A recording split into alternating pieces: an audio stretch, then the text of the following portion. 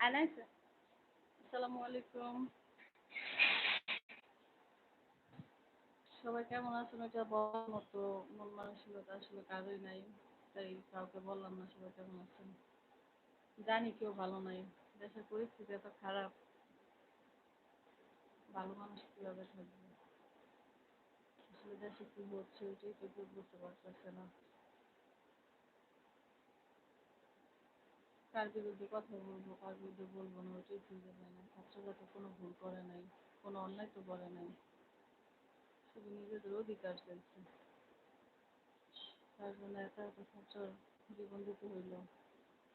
আসলে বলার মতো কোনো ভাষাই খুঁজে পেতেছি না। আজকে আমি ফার্স্ট টাইম লাইভে ঢুকলাম ইউটিউব থেকে।